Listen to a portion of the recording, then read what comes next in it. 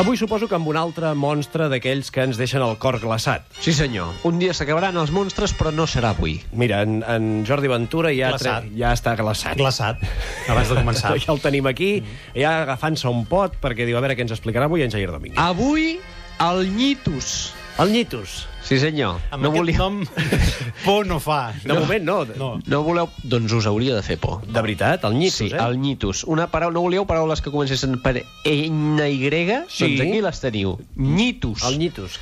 És una bèstia que cataloguem dins el grup bitxos petits. Bitxos petits. Bitxos petits. Molt bé. És la comunitat científica ho ha batejat així i nosaltres hem de seguir per aquest camí. Doncs cap problema. El Nyitus no és típic d'un lloc concret, doncs es troben per tot Catalunya, excepte a Cornellà, on no hi ha... En fi, no hi ha Nyitus? No hi ha Nyitus. Potser hi ha nyetes allà. Potser... Com a bitxo petit, també. Com a bitxo, bueno, i no tant, i no No, tant. esclar, com en aquesta categoria no hi entraria, el nyeta. Però- Estem molito, ahora en serio. Sí, jo un dia baix em trobaré una comitiva quan surti a les dues que veuràs. Ja veuràs, amb cúters del Pepa Paper ja veuràs quina gràcia et faran. En fi, descripció policial dels nyitus perquè no els confongueu amb els nyetes. Val, d'acord. El nyitus Sí. té la mida d'un gra de sorra. Un cop dit això, ja puc inventar-me que té la cara d'en Josep Maria Fonolleres perquè no es pot contrastar de cap manera. No, ara en sèrio. És petit, Molt petit, molt petit, com un gra de sorra, però té trets humans.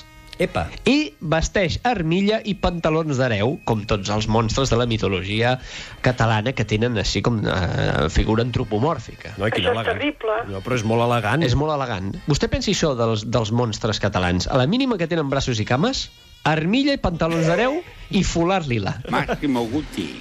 Van així. I a ballar sardanes. I a ballar sardanes. No, en aquest cas, atacar els humans, que és el mira. que fa els nyitus. Com ataca?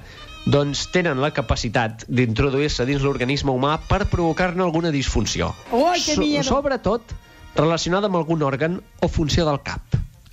Atenció, i ara obro cometes i recitem el que diu el folklore.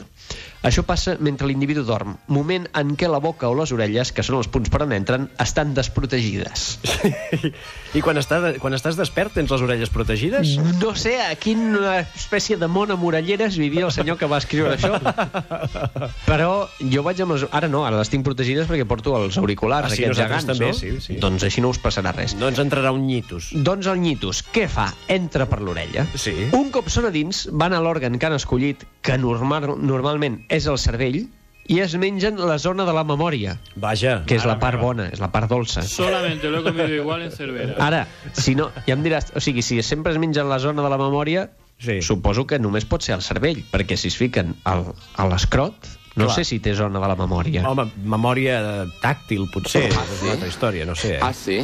No se sap. Aleshores, què fan? Després de que se li ha menjat la part de la memòria, deixen el tio xiflat i el fan anar per on volen. Que Esclar. aquí és on entra la diversió. No sé si tots heu vist un documental científic que es diu Un pirado dentro de un chiflado, de l'Eddie Murphy.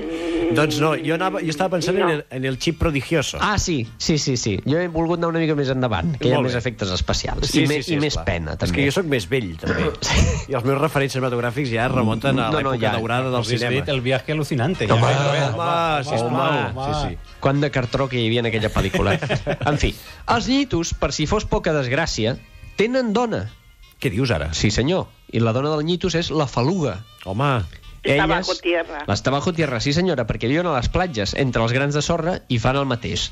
S'enfilen pels peus de la gent, es fiquen per l'orella i se li mengen el cuc de l'orella, deixant la persona sorda per tota la vida. És l'única habilitat que tenen, però quina mala idea, eh? Aquest és potser un dels monstres més malparits que ens han explicat, Jo crec que sí. N'hi ha de dolents, però aquest és pura maldat, Perquè els anteriors alguns eren maldestres i no se'n sortien prou bé de les seves escomeses, però aquest... D'altres mataven nens perquè es portaven malament, però aquests no, és maldat pura. Gratuïta, Com acabar amb ells? Us deixo ja amb aquest consell. Sisplau. Doncs dormir amb taps a les orelles i el nas i la boca tancada amb cinta aïllant. Segurament morireu asfixiats, però mira, aquest no és el meu problema.